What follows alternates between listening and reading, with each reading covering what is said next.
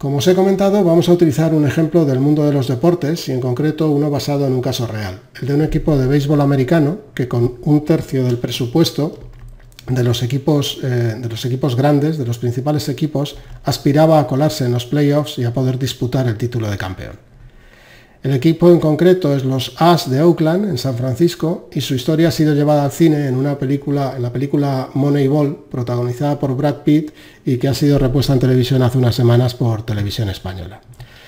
Resumiendo la historia, para conseguir su ambicioso objetivo, los As contrataron a Paul de Podesta, un licenciado en Harvard, para analizar los datos de rendimiento de los equipos de la liga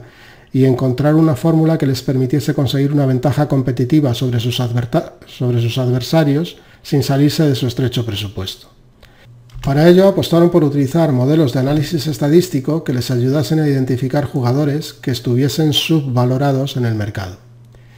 Empezaron por aparcar los prejuicios tradicionales de los ojeadores que se utilizan para seleccionar los jugadores a contratar y se dieron cuenta de que algunas de las habilidades en las que esos ojeadores se fijaban estaban sobrevaloradas, mientras que otras estaban subvaloradas y los ojeadores simplemente las ignoraban. En lo que parece una buena lógica, pensaron que si conseguían identificar las habilidades subvaloradas a las que el resto de los equipos no prestaban atención, podrían contratar a buenos jugadores a un precio por debajo del de mercado. Así que, resumiendo, el primer objetivo de los As era llegar a los playoffs, para lo que se propusieron utilizar modelos de análisis estadístico, y en el ejemplo que vamos a ver seguiremos su método y comprobaremos y analizaremos los resultados que obtuvieron. Así que sin más retraso, vamos ya a nuestro ejemplo. La primera pregunta que el equipo se hizo fue ¿cuántos partidos por temporada tenemos que ganar para conseguir entrar en los playoffs, que es el objetivo que nos hemos marcado? Para contestar esa pregunta vamos a utilizar un fichero de datos que tiene una observación o fila para cada pareja de equipo y año en el periodo que va desde el 62 hasta 2012. Y para cada una de esas observaciones tiene 15 variables, es decir, 15 datos distintos. Vamos a utilizar a continuación las funciones analíticas de R para contestar las mismas preguntas que Paul de Podesta se hizo en 2002. Así que vamos de vuelta a R. Y lo primero que tenemos que hacer es cargar, recordáis que teníamos una función que era red CSV, que nos permite cargar ficheros CSV. En este caso la vamos a utilizar para crear un data frame al que llamamos baseball, cuyos datos vamos a importar del fichero CSV con el mismo nombre. Una vez que lo tenemos cargado podemos comprobar la estructura del fichero y como vemos tiene 15 variables, que era lo que estábamos diciendo: equipo, división, año, carreras a favor o carreras anotadas, carreras en contra o carreras encajadas, etcétera, etcétera. Y tenemos en este momento 1232 observaciones. Como hemos visto, esto contiene datos hasta 2012, que es mucho después de lo que Paul de Podesta estaba haciendo su trabajo, con lo cual vamos a quedarnos solo con los datos que corresponden al momento en el que él estaba trabajando, que es hasta el 2001 incluido. Para ello creamos un nuevo data frame al que vamos a llamar ya Moneyball directamente y utilizamos la función subset para decirle que filtre desde baseball solo aquellas observaciones cuyo año sea inferior a 2002. Con eso ahora nos habremos quedado solo con los datos hasta 2001. Vemos que efectivamente en vez de 1232 observaciones ahora ya tenemos 902 y ahora ya podemos empezar con nuestro análisis. Recordáis que la primera pregunta que hemos dicho que queremos contestar es ¿cuántas victorias tiene que conseguir un equipo para estar seguro de llegar a los playoffs? Para contestarla vamos a utilizar la función de gráficos, la función plot de R, que nos permite dibujar gráficos sobre cualquier data frame, sobre cualquier estructura de datos, y en este caso le vamos a decir que nos dibuje uno enfrentando las victorias que consigue cada equipo con el equipo en cuestión. Y vamos a hacer un par de cosas un poquito distintas de lo que hemos hecho con los ejemplos básicos que hemos visto hasta ahora. En concreto, le vamos a decir que el color del gráfico, el color de los puntos del gráfico sea condicional. Si el equipo ha llegado a los playoffs, dibújamelo en rojo, y si no ha llegado, dibújamelo en gris. PCH igual a 19 lo que le indica es el tipo de punto que tiene que utilizar para representar cada elemento del gráfico, y el último parámetro simplemente indica que no nos dibuje las escalas del eje de las X porque queremos nosotros especificarle cuáles son. le decimos cuáles son esa escala, tenemos dibujado desde 50 a 110 y si empezamos a fijarnos un poco en el gráfico,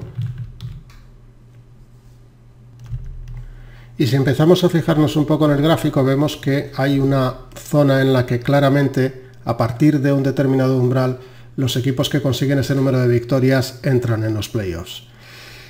Si dibujamos una línea alrededor más o menos de las 95 victorias, vemos que efectivamente a partir de ahí ya son muy pocos los equipos que consiguen esas victorias y no entran en los playoffs. No cabe duda de que si la dibujásemos en 100 victorias en vez de 95, ahí ya sí hay un único equipo que históricamente no haya entrado en los playoffs con ese número de victorias, y en cambio si nos quedamos en las 90, pues ahí empieza a haber ya un número importante de equipos que pese a conseguir más de 90 victorias no consiguieron entrar en los playoffs. Así que parece que las 95 victorias puede ser un buen umbral, ya que a partir de ahí estadísticamente son muchos más los equipos, el porcentaje de equipos que entran son mucho mayor que el de los que no entran, con lo cual podemos quedarnos perfectamente con las 95 como umbral de número de victorias. Otra forma de analizar lo mismo que estamos viendo es utilizar la función table, que ya hemos visto en algún ejemplo anterior de R, y que nos permite simplemente cruzar en formato de tabla dos variables dadas. Vamos a decirle que queremos cruzar las victorias por temporada de los equipos con la variable que nos indica si entraron o no entraron en los playoffs, y vemos que, bueno, pues tenemos simplemente es una tabla muy sencillita con dos variables, el número de victorias por temporada logradas por los equipos y cuántos equipos con ese número de victorias consiguieron entrar en los playoffs, sería el 1, o no lo consiguieron, que sería el 0. Y si vamos ahora un poco más para abajo, vemos que efectivamente en las 95 pues empezamos a tener ya 15 equipos que entraron y solo 5 que no entraron, y a medida que avanzan el número de victorias, pues el número de los que no entraron van decreciendo. Si pasásemos esto un momento a Excel o hiciésemos los cálculos a mano como quisiéramos, veríamos que el porcentaje exacto a partir de 95 es que un 82% como mínimo de los equipos que consiguen 95 más victorias alcanzan los playoffs. Así que definitivamente eso nos confirma que las 95 victorias es un buen umbral y es el que vamos a escoger. Con esto hemos dado un primer paso en nuestro análisis al convertir un objetivo más o menos abstracto, queremos entrar en los playoffs, en un objetivo bastante más tangible, que es queremos conseguir 95 victorias como mínimo por temporada para tener una cierta certeza de entrar en los playoffs. Ahora bien, una vez llegada a esta conclusión, ¿cuáles son las claves para alcanzar ese objetivo? ¿Qué necesitamos hacer en términos más concretos para conseguir 95 victorias por temporada? Una primera reflexión que el equipo se hizo fue que la diferencia entre el número de carreras a favor y en contra, o las anotadas y las encajadas, como queráis, debía estar por fuerza relacionado con el número de victorias. Parece una conclusión razonable, pero vamos a utilizar R para construir un modelo estadístico que confirme o refute nuestra teoría. Para ello nos hace falta calcular la diferencia entre carreras anotadas y encajadas, que como recordáis son dos variables que tenemos en nuestro conjunto de datos. Lo podemos hacer de una manera muy sencilla con R, añadiendo un nuevo vector a nuestro dataset, al que vamos a llamar DC por diferencia de carreras, y le vamos a decir simplemente que calcule los datos como la diferencia entre las carreras a favor y las carreras en contra. Si vemos lo que ha hecho, comprobamos que efectivamente ahora nuestro dataset, Moneyball, tiene una nueva variable o una nueva columna a la que hemos llamado diferencia de carreras y que contiene los datos resultado de la operación que le hemos indicado. A continuación vamos a comprobar si, tal como suponemos, existe una relación lineal entre la diferencia de carreras y el número de victorias. Para ello vamos a volver a utilizar la función plot de R y en esta ocasión le vamos a pedir que nos genere un gráfico comparando la diferencia de carreras con el número de victorias conseguidas. Y tal como sospechábamos, vemos que efectivamente existe una relación lineal muy fuerte entre ambas variables. A mayor número de carreras de diferencia entre anotadas y encajadas, mayor número de victorias y viceversa. Esto está muy bien, es un paso importante, aunque predecible es un paso importante, pero el siguiente paso, recordemos que lo que tratamos es de crear un modelo estadístico que nos permita predecir qué es lo que tenemos que hacer para conseguir nuestro objetivo final. Entonces vamos ahora ya sí a crear un primer modelo estadístico con R que nos permita predecir el número de victorias que conseguirá un equipo en función de la diferencia entre carreras anotadas y encajadas que consiga. Vamos a llamar a ese modelo RL victorias y fijaros que los modelos estadísticos en R, en este caso es un modelo de regresión lineal, se crean de esta manera tan sencilla. Utilizamos la función LM, que simplemente le indica que queremos un modelo lineal, un modelo de regresión lineal, y lo que le decimos es que queremos predecir el número de victorias que va a conseguir nuestro equipo y que para ello queremos que utilice el valor de la variable diferencia de carreras. El último parámetro es simplemente decirle que queremos que como datos para ese modelo de predicción queremos que utilice nuestro data frame con el que ya estamos trabajando, que es Moneyball. Muy bien, el siguiente paso, tenemos ya el modelo creado, el modelo de regresión lineal creado, y el siguiente paso es ver qué es lo que ha hecho R. Lo podemos hacer con la función summary, pasándole como parámetro el modelo que acabamos de crear. Y fijaros, esto a primera vista probablemente parece un tanto confuso, pero realmente la información que nos está dando aquí R es muy útil. Lo que le hemos dicho a R es simplemente que genere un modelo de regresión lineal, o que calcule un modelo de regresión lineal. Un modelo de regresión lineal al final se resume en una fórmula que quizás nos va a ayudar a entender lo que ha hecho. La fórmula lo que dice es que queremos predecir el valor de una variable y que lo queremos hacer a partir de los valores de unas variables x1, x2, x3, en cada caso habrá un número distinto de variables. En nuestro caso la fórmula era bastante más sencilla que esta, porque lo que queríamos era predecir el valor de la variable victorias y lo queríamos hacer en función al valor de la variable diferencia de carreras, con lo cual nuestra fórmula acabaría aquí realmente, esto ya no formaría parte de ella.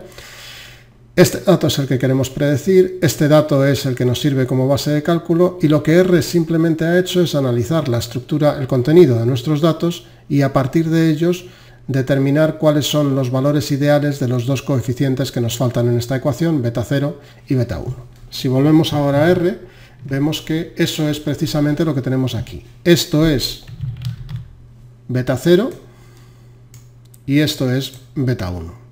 El coeficiente de intercepción, que corresponde con el cruce con el eje de las Y, no vamos a entrar en mucho detalle ahora mismo en esto, y el coeficiente de la única variable que en este caso estamos utilizando, que como recordáis es DC. Con esto, ahora lo veremos, podríamos reconstruir nuestra fórmula en todo su detalle, pero además de eso lo que R nos está dando es información acerca de la relevancia que estos dos coeficientes y su variable, en este caso DC asociada, tienen para la predicción del número de victorias. Aquí nos podemos encontrar con un valor en blanco, que significaría que la variable no es representativa, no es importante para nuestro modelo, un punto un poco representativa, una estrella, 2 estrellas y 3 estrellas, siendo 3 estrellas el valor que nos indica que nuestra variable es realmente representativa, realmente importante para el cálculo o para la predicción de nuestros datos. Otro dato que nos está dando, y que para el no estadístico probablemente es un tanto oscuro, es el valor de R². R² es un valor que se calcula, insisto, no voy a entrar en profundidades estadísticas, pero es un valor que se calcula en base a operaciones relacionadas con los errores detectados por R al calcular el modelo. Recordemos que estamos en un modelo supervisado en el que tenemos los datos reales y por lo tanto tenemos la capacidad, la posibilidad de detectar el error en cada predicción entre lo que estamos diciendo que va a pasar y lo que realmente pasó, y a partir de esa comparación calcula este valor, que es una variable estadística muy bien conocida y que puede adoptar un valor entre 0 y 1. Un valor 0 significaría que el modelo estadístico que hemos creado realmente no tiene una buena capacidad de predicción, y el valor 1 significaría que es un modelo extremadamente sólido con una excelente capacidad de predicción de la variable que le hemos solicitado. 0,88, que es el valor que estamos obteniendo en este caso, es un excelente valor, nos indica que nuestro modelo es realmente sólido, con lo cual podemos estar satisfechos y dar por bueno nuestro modelo estadístico. Como recordamos, el objetivo que perseguíamos era determinar la diferencia de carreras que un equipo necesitaba conseguir en una temporada para asegurarse alcanzar un mínimo de 95 victorias. Para ello, una forma fácil de hacerlo, podríamos hacerlo de otras muchas en R, es utilizar a pelo la fórmula de regresión lineal de nuestro modelo, que si sustituimos los valores, lo que nos está diciendo al final es que el número de victorias va a ser el resultado de la fórmula de sumar el coeficiente beta 0, que recordáis, con el producto de nuestra variable con el coeficiente beta 1. Recordar, 80,8814 es el coeficiente de intercepción y 0,1058 es el coeficiente de la primera y en nuestro caso única variable. Con lo cual, si ahora asignamos 95 al número de victorias, que es el valor que queremos conseguir, y despejamos la fórmula para DC, vemos que la diferencia de carreras sería 95 menos el coeficiente beta 0 dividido por el coeficiente beta 1. Trasladando esto a R, le pedimos que calcule la fórmula por nosotros y ahora ya le podemos preguntar cuál es el valor de la diferencia de carreras, que está en 133,44. Dicho de otra manera, para tener la certeza de que obtenemos 95 victorias o más por temporada, necesitamos anotar una diferencia de carreras de como mínimo 133,44. Pues bien, para redondear, los A se quedaron con un valor de 135 carreras de diferencia como su objetivo a conseguir para conseguir las 95 victorias y entrar en los playoffs. A partir de ahí, la siguiente pregunta es: ¿cómo consigue un equipo más carreras que su rival? ¿Cuáles son las métricas que determinan esa diferencia entre carreras encajadas y anotadas? La tesis dominante en aquel momento era que la métrica más importante a la hora de anotar carreras es la media de bateos que se consiguen. Ahora bien, ¿dicen lo mismo nuestros datos? Vamos a comprobarlo. Si volvemos a la estructura de nuestro data frame, de nuestro dataset, vemos que efectivamente tenemos la media de bateo como variable de nuestro conjunto de datos. Pero tenemos también otras dos variables, que son el porcentaje de veces que se alcanza una base y la potencia media de bateo, que parece a primera vista que pueden estar relacionadas también con el número de carreras de diferencia que obtenemos en los partidos. Así que para salir de dudas y comparar la importancia relativa de cada una de esas tres variables, vamos a construir un nuevo modelo de regresión lineal a partir de esas tres. Le vamos a llamar RL carreras y, igual que antes, utilizamos la función LMDR, en esta ocasión diciéndole que queremos predecir el número de carreras a favor, es decir, el número de carreras que anota el equipo en base a las tres variables que acabamos de comentar: porcentaje de veces que alcanzamos la base, potencia media de bateo y número medio de bateos conseguidos. Y como siempre, a partir de nuestro data frame que venimos utilizando, que es Moneyball. Una vez generado el modelo de regresión lineal, le pedimos a R que nos lo muestre, que nos muestre los resultados, y aquí tenemos algo muy parecido a lo que veíamos antes, con el coeficiente de intercepción y los tres coeficientes para cada una de las tres variables que le hemos indicado. Vemos que todas las variables, quizás un poco menos la media de bateo, pero todas las variables son muy significativas para nuestro modelo, y vemos que el R-square es de 0,93, que es incluso mejor que antes, es un excelente valor que indica que el modelo es realmente sólido. Ahora bien, si volvemos a hacer lo que habíamos hecho antes, si cogemos estos coeficientes y construimos con ellos la fórmula de regresión lineal, sería el número de carreras anotadas es resultado del cálculo expresado por esta fórmula. Fijaros que lo que vemos aquí es que hay algo que llama poderosamente la atención, y es el valor del coeficiente asociado precisamente a la media de bateo. Lo que nos dice es que a mayor media de bateo conseguida, menor número de carreras anotadas. Cuanto mayor sea el valor de esta variable al ir multiplicado por un coeficiente negativo, menor va a ser el resultado final de las carreras. Esto, como mínimo, es contraintuitivo, parece que va en contra del sentido común, y lo que nos indica cuando nos encontramos con este tipo de situaciones en los modelos de análisis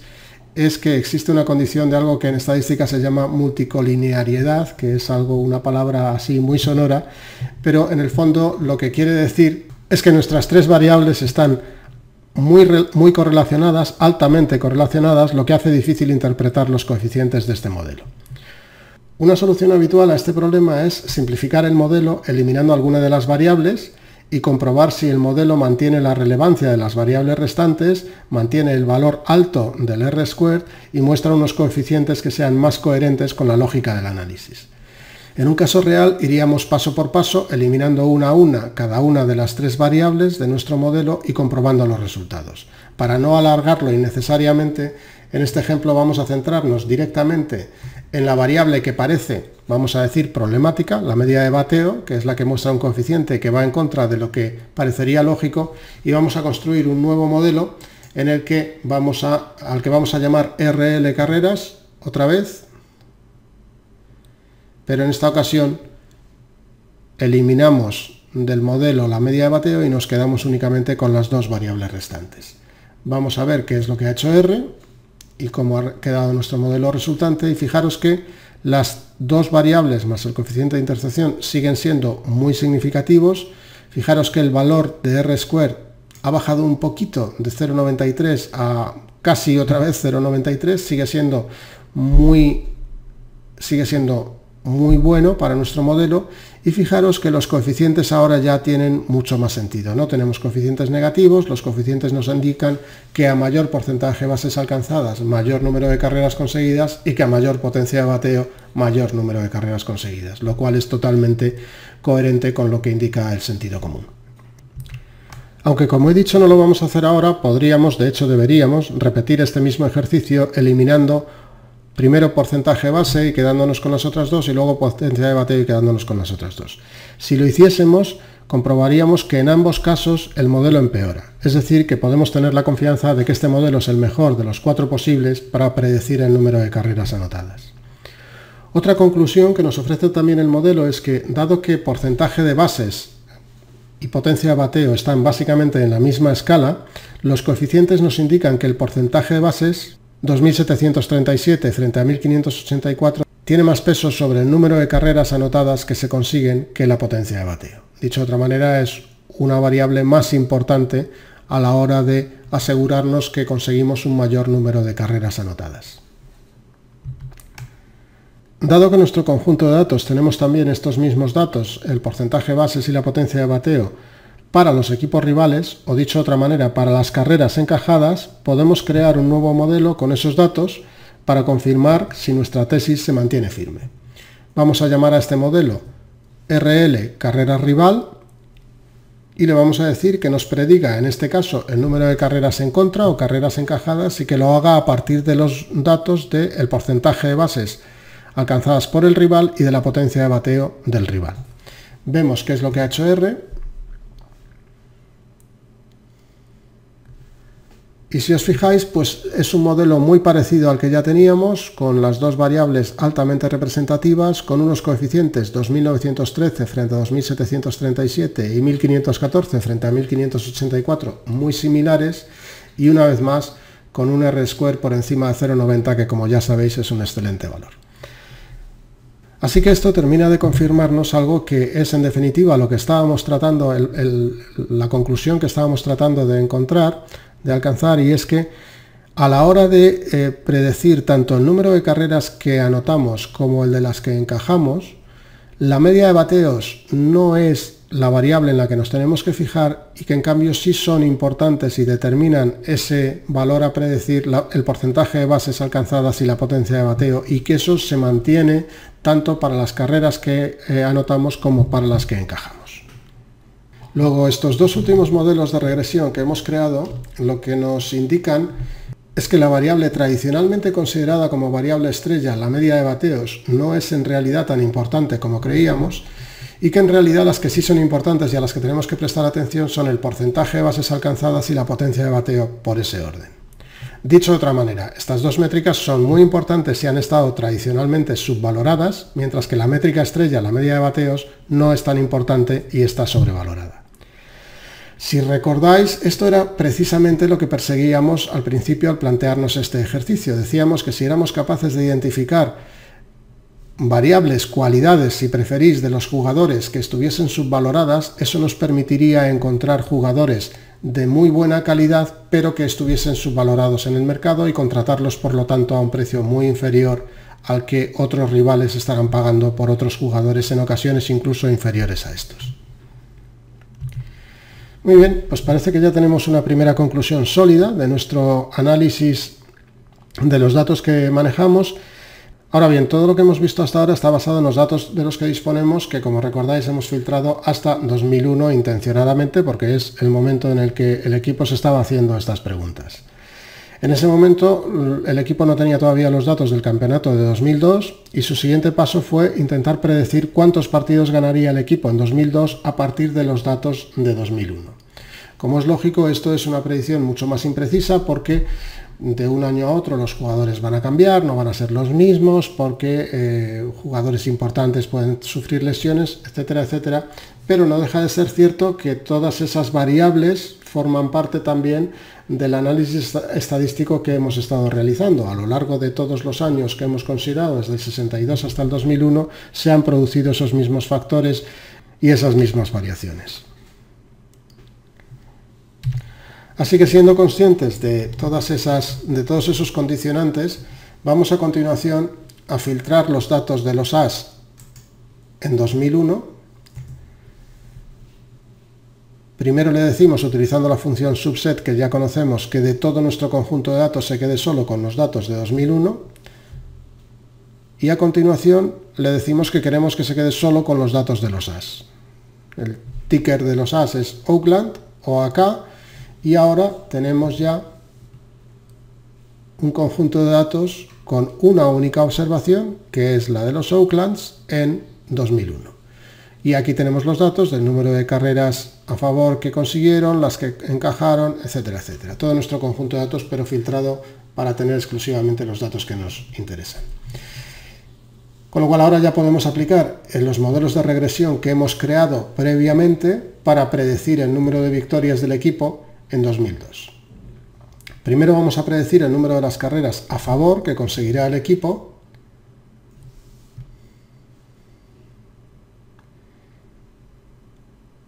Y para ello lo que necesitamos hacer es crear un nuevo data frame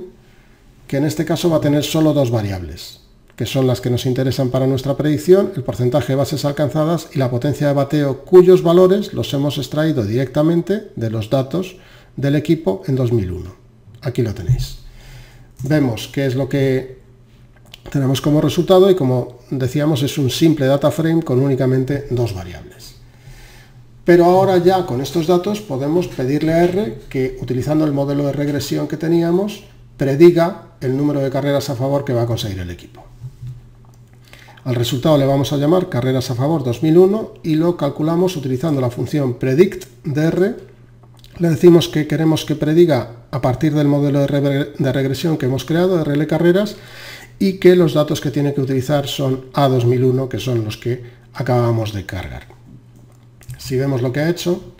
nos está diciendo que con esos datos la predicción del modelo de regresión es que el equipo conseguirá un número de carreras a favor de 835. Vamos a repetir ahora el mismo razonamiento y la misma lógica para las carreras en contra. Creamos un nuevo data frame al que vamos a llamar AS en contra o carreras de los AS en contra y utilizamos, damos valor a los datos que vamos a utilizar, que son rival, porcentaje de bases alcanzadas, rival, potencia de bateo, y utilizamos los datos que, como veis, tenemos aquí, 0,308 y 0,38 respectivamente. Comprobamos que tenemos lo que queremos, efectivamente un data frame solo con esa observación, y utilizamos el modelo de regresión lineal para el cálculo de las carreras del rival que habíamos creado, diciéndole que el data frame que tiene que utilizar es el que acabamos de crear. Vemos lo que ha hecho y nos dice que las carreras en contra en 2001 serán 635 en 2002 serán 635,43. Fijaros que tanto las 835 como las 635 difieren de los datos que tenemos aquí, lo cual es completamente lógico porque estos son los datos de 2001 y lo que estamos obteniendo aquí es la predicción de cuál va a ser ese valor en 2002 para ambos valores respectivamente. Con lo cual ahora ya solo nos queda predecir el número de victorias a partir de la diferencia de carreras a favor y en contra, para lo cual, una vez más, primero creamos un data frame con ese dato. Recordar que aquí el dato es único, es simplemente la diferencia de carreras, y redondeando los valores que hemos obtenido le decimos que la diferencia de carreras va a ser 835 menos 635. Comprobamos lo que tenemos. Efectivamente, tenemos la diferencia, que son 200, que es el único dato que nos interesa en nuestro data frame, y ahora le pedimos una vez más que utilice el modelo de regresión que habíamos creado, que como recordáis era RL victorias, para predecir el número de victorias en 2001 a partir de estos nuevos datos que acabamos de generar. Comprobamos lo que ha hecho o lo que ha calculado y nos está indicando que con esos datos la predicción es que en 2002 el equipo conseguirá 102 victorias a lo largo de la temporada. Esto no deja de ser simplemente un dato estadístico, que luego veremos si es más o menos aproximado, pero lo importante, volviendo a repetir lo que acabamos de comentar, es que este análisis estadístico, que como veis hemos realizado con una extraordinaria sencillez con R, nos ha permitido llegar a la conclusión que buscábamos, que es a qué tenemos que prestar atención a la hora de contratar jugadores en el mercado, teniendo en cuenta que nuestro presupuesto es limitado y que tenemos forzosamente que encontrar jugadores que estén subvalorados en el mercado. Pero aunque el dato que acabamos de conseguir sea un simple dato, no deja de tener un cierto interés compararlo con la realidad. Lo que tenemos aquí son los datos con los que hemos jugado, carreras a favor, carreras en contra y número de victorias. Consecuencia de esos dos datos, tenemos nuestra predicción. Hemos dicho que 835 a favor, 635 en contra y 102 victorias como consecuencia. Los datos a los que el equipo de Pol de Podesta llegó en su momento fueron entre 800 y 820 a favor, 650, 670 y entre 93 y 97 victorias, y el resultado real en 2002 es el que tenéis aquí. 800 carreras a favor frente a 835 y 103, que quizás es el dato más importante, 103 victorias en aquella temporada. Con eso, efectivamente, tal como nuestra predicción decía, son más de 95 carreras y efectivamente el equipo entró en los playoffs. No solo entró en los playoffs en ese año, sino que entró durante 4 años consecutivos, de manera que eso, mejor que cualquier otra cosa que podamos argumentar, refleja la exactitud y la validez de los modelos o de los métodos de análisis estadístico que Pol y su equipo siguieron en aquel momento. Y más que eso, para nosotros lo importante es pararnos un momento a pensar qué es lo que hemos hecho y qué es lo que hemos conseguido utilizando R como herramienta de análisis estadístico. Recordemos que el problema era identificar métricas que permitiese al equipo identificar a jugadores subvalorados y que les ofreciesen una ventaja competitiva. El resultado, como decíamos, llegaron 4 años consecutivos a los playoffs y entre otras muchas estadísticas a su favor muy llamativas, en 2002, por ejemplo, batieron el récord de la liga con 20 victorias consecutivas, algo que hasta entonces ningún equipo había conseguido. El resumen y lo que me gustaría que os llevaseis a casa, como se suele decir, es que R, como hemos visto, nos permite crear modelos muy sólidos a partir de datos disponibles públicamente o de cualquier dato que tengamos a nuestra disposición, que es muy potente y sobre todo muy sencillo de empezar a utilizar, y que nos permite descubrir patrones y tendencias en los datos con una facilidad y agilidad que los lenguajes tradicionales no pueden igualar. Por último, y aunque todo lo que hemos visto hoy ha sido trabajando directamente con RStudio, R también nos ofrece la posibilidad de utilizarlo como un eslabón especializado de análisis estadístico o aprendizaje automático integrado en Excel, SQL Server, Azure Machine Learning, Power BI y una lista creciente de herramientas, lo que nos permite aprovechar su funcionalidad directamente desde nuestro entorno de trabajo habitual con el que ya estamos familiarizados.